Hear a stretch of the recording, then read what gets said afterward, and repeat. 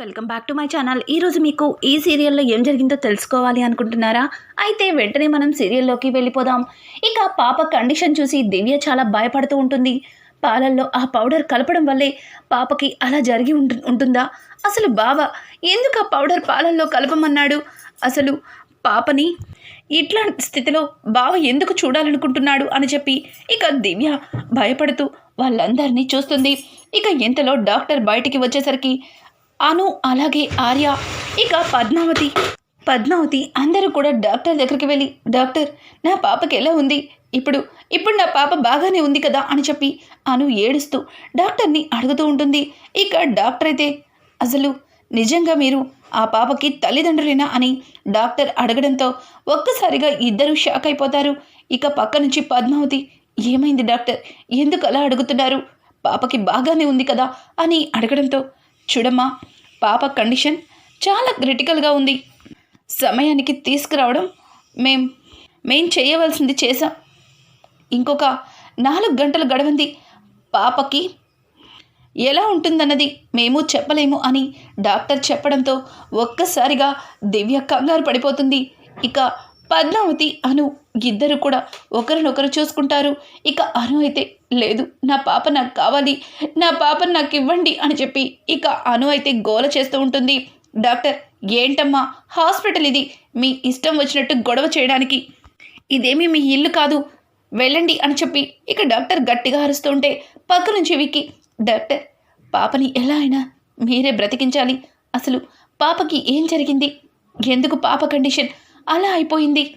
ఎందుకు పాప నోటి నుంచి నురగలు వచ్చాయి అని చెప్పి విక్కీ అడగడంతో దానికి డాక్టర్, చూడండి, పాపకి కలిపే పాలల్లో ఏదో కలిసింది, దానివల్లే పాపకి అలా అయింది.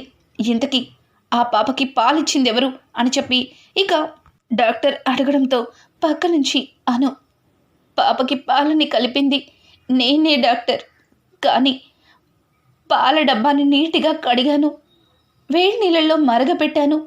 డాక్టర్ ఎలా అయితే పాపకి పాలు కలపమన్నారో అలాగే కలిపాను. కానీ పాపకి ఎందుకు ఇలా అయిందో నాకేం అర్థం కావట్లేదు డాక్టర్ అని చెప్పి ఇక అను అయితే చాలా గట్టిగా ఏడుస్తుంది. చూడమ్మా, ఇప్పుడు పాపకి కలిపిన పాల పౌడర్ని తెప్పిస్తారా? అది టెస్ట్కి పంపించాలి అని చెప్పి ఇక డాక్టర్ అనడంతో దానికి వెంటనే ఆర్య ఇంటికి వెళ్ళి పాల పొడిని తీసుకొని అయితే వస్తాడు. ఇక్కడ చూస్తే అను అలాగే విక్కీ ఇద్దరూ మాట్లాడుకుంటూ, విక్కీ పద్మావతితో, పద్మావతి, పాపకి ఇలా జరగడానికి కారణం ఆ మురళి హస్తమైతే లేదు కదా? ఆ రోజు మురళి ఇంట్లోకి దొంగచాటుగా వచ్చాడు. తర్వాత ఎవ్వరికీ కనిపించకుండా పారిపోయేటప్పుడు నాకు దొరికాడు. ఖచ్చితంగా వీడే ఆ పాప తాగే పాలల్లో ఏదో కలిపాడు, వాడి పనే అది అని చెప్పి ఇక విక్కీ అయితే జరిగిందంతా కూడా పద్మావతికి చెప్పడంతో పద్మావతి, నిజమేనండి, పాపని చంపడానికి వాడు ఇట్లాంటి ప్రయత్నం చేసుంటాడా? అయినా పాపని చంపవలసిన అవసరం వాడికేముంది అని చెప్పి ఇక పద్మావతి అడుగుతూ ఉంటే దానికి విక్రమాదిత్య, పాపని వాడు అక్క కూతురు అనుకుంటున్నాడు, అందుకే పాపని చంపి ఆస్తి కోసం అక్కని వేధించాలని వాడిలా చేసుంటాడు. వాడికి పాప నా దగ్గరే ఉందన్న నిజం తెలిసిపోయింది అని చెప్పి ఇక విక్కీ మాట్లాడుతుంటాడు.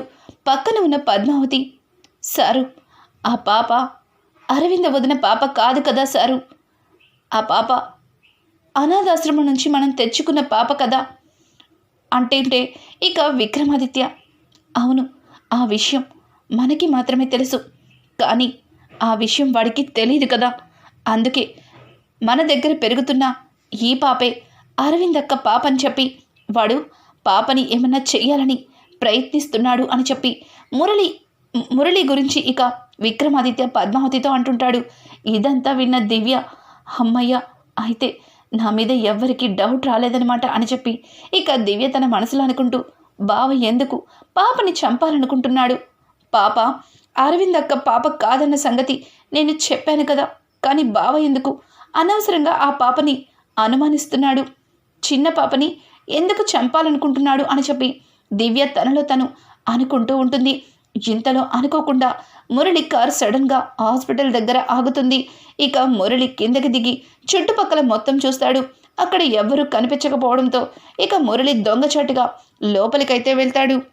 తను నర్సులాగా ఒక అమ్మాయి గెటప్ వేసుకొని మొహానికి మాస్క్ ఇక పెట్టుకొని పాపని అక్కడి నుంచి తీసుకువెళ్ళాలి అని నిర్ణయించుకుంటాడు. ఇంతలో దివ్యకి కాల్ చేయడంతో దివ్య, బావా ఇందాకడి నుంచి నీకే ఫోన్ చేయాలనుకుంటున్నాను. అసలు నువ్వెక్కడున్నావు? ఎందుకు నాతో ఇట్లాంటి పని చేపించావు? ఆ పాప అరవింద్ అక్క పాప కాదు. నీకు చెప్తున్నా, ఎందుకు అర్థం కావట్లేదు? ఆ పాపని అను ఆర్యలిద్దరూ అనాథాశ్రమం నుంచి తెచ్చుకున్నారు. నేను చెప్పింది నిజం బావా.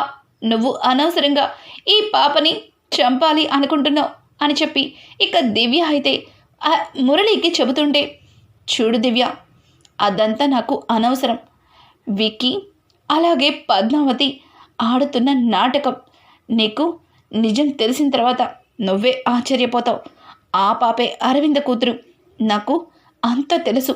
ముందు నువ్వెక్కడున్నావు అని అనడంతో, బావా నేను హాస్పిటల్ దగ్గరే ఉన్నాను, కానీ నాకెందుకో భయంగా ఉంది బావా అని అంటుంటే, చూడు దివ్య, నువ్వేం భయపడకు. నీకు నాతో సంతోషంగా ఉండాలని లేదా? నన్ను పెళ్లి చేసుకోవాలని లేదా? నా మీద నీకు ప్రేమ ఉందా లేదా అని అడగడంతో, బావా నువ్వంటే నాకు చచ్చే అంత ప్రేమ. నువ్వు లేకపోతే నేను బ్రతకలేను. కానీ మన సంతోషం కోసం ఒక పసిపాపని అని అంటుంటే, దివ్య ఆ బిడ్డ అరవింద కూతురు. ఆ బిడ్డ ఉంటే అరవింద ఎన్నటికీ తన ఆస్తి మనకి రాయదు. ఇక ఆ బిడ్డని తీసుకెళ్ళి అరవింద లయన్ క్లియర్ చేస్తాను. తర్వాత ఆస్తితో మన ఇద్దరం సంతోషంగా ఉంటాం అని చెప్పి దివ్యకి ఇక నచ్చ చెప్పడానికి ప్రయత్నిస్తాడు. దివ్య కూడా మురళి మాటలకి ఇక బుట్టలో పడిపోయి, సరే బావా నేను హాస్పిటల్ దగ్గరే ఉన్నాను, నువ్వెక్కడున్నావు అని అనడంతో, దివ్య ఒక్కసారి వెనక్కి తిరిగి చూడు అని చెప్పి దూరం నుంచి మురళి దివ్యకి సైగ చేస్తాడు. ఇక దివ్య మురళిని చూసి భయపడుతూ, బావా నువ్వెందుకు ఇక్కడికి వచ్చావు? ఇప్పుడు నిన్ను ఎవరన్నా చూస్తే అని అంటుంటే, ఎవరు చూడకుండా ఉండడం కోసమే నీతో నేను మాట్లాడేది. అక్కడ ఎవరైనా ఉన్నారా అని అడగడంతో, అను అలాగే ఆర్య అన్నయ్య ఇక్కడే ఉన్నారు అని చెప్పి ఇక దివ్య చెప్తుంటే, వాళ్ళిద్దరికీ అంత సీన్ లేదులే, ఇంతకీ పద్మావతి విక్కీ ఎక్కడున్నారు అని అంటుంటే, ఇక మురళి అనుకోకుండా పద్మావతి విక్కీలిద్దరిని చూస్తాడు. ఇక విక్కీ పద్మావతిని చూసి మురళి ఒక్కసారిగా వెనక్కి తిరిగిపోతాడు. ఇక పద్మావతి విక్కీ ఇద్దరు పక్క నుంచి నడుచుకుంటూ వెళ్తారు. ఇంతలో డాక్టర్ బయటికి వచ్చి, రిపోర్ట్స్ వచ్చాయి, ఆ పాలల్లో విషం కలిసింది. అసలు పాల పొడిలో విషం కలవడం ఏంటి? మీరు ఆ పాల పొడిని ఎక్కడ తీసుకున్నారు అని చెప్పి ఇంకా డాక్టర్ గారు అను ఆర్యలిద్దరిని అడగడంతో, దానికి అను ఆ పాల పొడిని తీసుకొచ్చింది పద్మావతినే. పద్మావతి ఆ పాల పౌడర్ ఎక్కడ కొన్నావు అని చెప్పి ఇక అను అయితే పద్మావతిని అడుగుతూ ఉంటుంది. దానికి పద్మావతి, అక్క అది కొనేటప్పుడు పాల పౌడరే, కానీ మన ఇంటికి వచ్చిన తర్వాతే అది విషంగా మారింది అని చెప్పి ఇక పద్మావతి అంటుంటే, ఆ మాటలకి ఆర్య ఒక్కసారిగా ఆశ్చర్యపోతూ, ఏం మాట్లాడుతున్నావు పద్మావతి?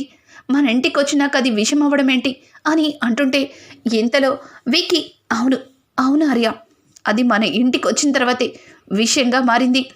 అక్క కూతురు నా దగ్గరే ఉందని ఆ మురళి మొన్న రాత్రి మన ఇంటికి దొంగచాటుగా వచ్చాడు. వాడు ఇంటి నుంచి బయటికి వెళ్ళిపోతున్నప్పుడే నాకు దొరికాడు. అప్పుడే వాడు ఈ పాల పౌడర్లో విషం కలిపి ఉంటాడు. అందుకే పాపకి ఇంత ప్రమాదం జరిగింది. ఇక నుంచి పాపకి ఏ ప్రమాదం జరగకుండా జాగ్రత్తగా చూసుకోవాలి అని చెప్పి విక్కీ పద్మావతిలిద్దరూ మాట్లాడుతూ ఉంటారు. ఇంతలో దివ్య, ఏంటి పాప పాలల్లో విషం కలిసిందా? అది మురళి బావే కలిపాడా అని చెప్పి ఇక దివ్య ఏమీ తెలియనట్టుగా ఆశ్చర్యంగా అడుగుతుంటే, బావేంటి? వాడొక నీచుడు, వాడొక దుర్మార్గుడు. అసలు వాడిని ఇంకొకసారి బావ అని పిలిచావంటే ఊరుకోను అని చెప్పి ఇక విక్కీ అయితే దివ్యని గట్టిగా గదమాయిస్తాడు. దివ్య, సారీ అన్నయ్య, నేను అక్క భర్త కదా అని అలా మాట్లాడాను అంతే అని చెప్పి ఇక దివ్య ఏమీ మాట్లాడకుండా మౌనంగా ఉండిపోతుంది. ఇంతలో డాక్టర్ పాపకి ప్రమాదం తప్పింది, ఇక ఈ మందులు తీసుకురండి అని చెప్పి ఒక మందుల చిట్టిని ఇవ్వడంతో విక్కీ పద్మావతి ఆ మందుల చిట్టిని తీసుకుని అక్కడి నుంచి వెళ్తారు. ఇక అను అలాగే ఆర్య ఇద్దరు కూడా ఒక దగ్గర కూర్చుంటే, అన్నయ్య వదిన ఉదయం నుంచి మీ ఇద్దరు కనీసం పచ్చి మంచినీళ్ళు కూడా తాగలేదు, రాత్రి నుంచి నిద్ర కూడా లేదు, ఇలాగే ఉన్నారు. అన్నయ్య వదిన్ని క్యాంటీన్కి తీసుకెళ్ళి కనీసం కాఫీ అన్న తాగించు, పాప కోసం ఇక్కడే కూర్చుంటాను, పాపని నేను చూసుకుంటాను, లోపల డాక్టర్లు పాపకి చెకప్ చేస్తున్నారు కదా అని చెప్పి ఇక దివ్య అను అలాగే ఆర్యలిద్దరిని అక్కడి నుంచి పంపించేస్తుంది. అక్కడ ఎవ్వరూ లేరని తెలుసుకుని ఇంకా మురళికైతే కాల్ చేస్తుంది. ఇంతలో మురళి ఒక నర్స్ గెటప్లో అమ్మాయిలాగా రెడీ అవుతాడు. ఇక దివ్య ఫోన్ చేయడంతో అక్కడికి వస్తూ ఉంటాడు. పాప ఉన్న గదిలోకైతే మురళి వెళ్తాడు. పాపని చూస్తూ, ఓసై నిధి ఆ అరవిందలాగా గట్టి ప్రాణమే, ఎంతైనా ఆ తల్లి కడుపులో పుట్టిన బిడ్డవే కదా, నీ కన్న తండ్రినైనా నిన్ను చంపాలి అనుకుంటున్నాను, నువ్వు చేస్తేనే నా కోరికలు తీరుతాయి, అందుకే నిన్ను పైలోకాలకి పంపించాలి అనుకున్నాను, కానీ బాగానే బ్రతికిపోయావు, పద ఒక్కసారి మీ అమ్మకి హాయ్ చెప్పి ఆ తరువాత సంతోషంగా నిన్ను పైలోకాలకి పంపిస్తాను, ఎక్కడి నుంచి వచ్చావో తిరిగి మళ్ళీ అక్కడికే వెళ్ళిపోదువా అని చెప్పి ఇక డాక్టర్ అయితే వచ్చేసరికి నర్స్ గెటప్లో ఉన్న మురళి పాపని అక్కడి నుంచి తప్పించాలి అని ప్రయత్నిస్తాడు. ఇక పాపని తీసుకుని వెళ్ళిపోదాము అనుకునేసరికి ఇంతలో విక్కీ లోపలికి వస్తాడు. విక్కీ పాపని ఎత్తుకున్న ఆ నర్స్ గెటప్లో ఉన్న మురళిని చూసి, ఏయ్ ఆగు, పాపని ఎక్కడికి తీసుకెళ్తున్నావు అని అడగడంతో దానికి మురళి అమ్మాయి వాయిస్తో, సార్ పాపకి ఇంకా కొన్ని టెస్టులు ఉన్నాయి, అందుకే పక్క వార్డెన్లోకి తీసుకెళ్తున్నాను అని చెప్పి మురళి చెబుతూ ఉంటే, మురళి మాటలకి విక్రమాదిత్య నాకెందుకో నీ మీద అనుమానంగా ఉంది, ఇంతకు ముందు నర్సులెవరు కూడా నీలాగా లేరు, నువ్వు కొత్తగా కనిపిస్తున్నావేంటి అని అడుగుతుంటే ఇక నర్స్ గెటప్లో ఉన్న మురళి, సార్ నైట్ అంతా ఉన్న నర్స్ డ్యూటీ మారింది, ఇప్పుడే నేను డ్యూటీలోకి వచ్చాను, ఇప్పుడు మీ పాపకి చెకప్లు చేయాలా లేకపోతే ఇక్కడే వదిలేయమంటారా అని అడగడంతో ఇక పద్మావతి వచ్చి, మీరు చెకప్కి తీసుకెళ్ళండి, ఆయన పాపకి ఏమవుతుందో అన్న కంగారులో ఉన్నారు అని చెప్పి ఇక పద్మావతి అయితే అక్కడి నుంచి పాపని తీసుకెళ్ళమని చెప్తుంది. ఇక పాపని దొంగచాటుగా సైలెంట్గా అక్కడి నుంచి తప్పించి మురళి తనతో పాటు తీసుకువెళ్ళిపోతాడు. ఇక ఇక్కడ చూస్తే అనుకోకుండా విక్కీ పద్మావతిలిద్దరికీ ఆశ్రమం నుంచి ఆ పెద్ద ఆయన ఫోన్ చేస్తారు. ఒక్కసారిగా విక్కీ పెద్ద ఆయన ఫోన్ కాల్ చూసి, పద్మావతి ఆశ్రమం నుంచి ఆ పెద్ద ఆయన ఫోన్ చేశారు అని చెప్పడంతో, సారు పాప గురించి తెలుసుంటుంది, కాల్ లిఫ్ట్ చేయండి అని చెప్పి ఇక పద్మావతి అంటూ ఉంటే మురళి విక్కీ ఫోన్ లిఫ్ట్ చేయడంతో ఆ పెద్దాయన, సార్ చాలా కష్టపడి పాపని ఎవరు దత్తత తీసుకున్నారో తెలుసుకున్నాను, మీరు వాళ్ళతో కాస్త కేర్ఫుల్గా మాట్లాడండి, తర్వాత మా ఆశ్రమానికి చెడ్డ పేరు వస్తుంది అని చెప్పి ఇక ఆ పెద్దాయన విక్రమాదిత్యతో చెప్పడంతో, విక్కీ చూడండి నా వల్ల మీకు ఎటువంటి ప్రాబ్లం రాదు, నన్ను నమ్మండి, ముందు మా మా మా అమ్మ ఎక్కడుందో చెప్పండి, నా మేనకోడల్ని నా కళ్ళతో చూడాలి అని చెప్పి ఇక మురళి విక్కీ పెద్ద ఆయన్ని అడగడంతో ఆయన అను ఆర్యలిద్దరి పేర్లు చెప్పి అలాగే వాళ్ళ ఇంటి అడ్రస్సే ఇవ్వడంతో ఒక్కసారిగా విక్కీ పద్మావతి ఆశ్చర్యపోతారు. ఇక పద్మావతి వెంటనే ఫోన్ తీసుకుని, సార్ ఏం మాట్లాడుతున్నారు, మీరు పాపని దత్తత తీసుకున్న వాళ్ళ పేర్లు అను ఆర్యనే కదా అని అడగడంతో, అవునమ్మా అదే పేరుతో ఉన్న వాళ్ళే పాపని తీసుకెళ్లారు, వాళ్ళకి పిల్లలు పుట్టరట, అందుకే పాపని కంటికి రెప్పలా చూసుకుంటామని చెప్పారు అని చెప్పి ఇక పెద్ద ఆయన చెప్తూ ఫోన్ పెట్టడంతో ఒక్కసారిగా విక్కీ పద్మావతి ఇద్దరు కూడా ఒకరికొకరు చూసుకొని చాలా సంతోషపడతారు. ఇక చాలా ఎమోషనల్గా పాప ఉన్న గదిలోకి వెళ్ళేసరికి అక్కడ పాప కనిపించదు. ఇంతలో నర్సులు హడావుడిగా బయటికి వచ్చి, పాప ఎక్కడుంది, పాప ఏది అని అడగడంతో ఇక మురళి అలాగే విక్కీ అలాగే పద్మావతి కంగారు పడతారు.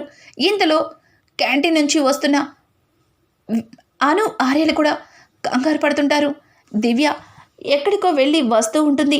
దివ్యని చూసి, దివ్య పాప ఉండాలి, ఎక్కడుంది అని అడగడంతో పాప లోపలే ఉంది కదా అన్నయ్య, నేను లోపల డాక్టర్లు పాపని చెకప్ చేస్తున్నారు కదా అని ఇప్పుడే వాష్రూమ్కి వెళ్ళొచ్చాను, నాకు కూడా తెలియదన్నయ్య అని చెప్పి ఇక దివ్య అంతా తెలిసినా ఏమీ తెలియనట్టు యాక్ట్ చేస్తుంది.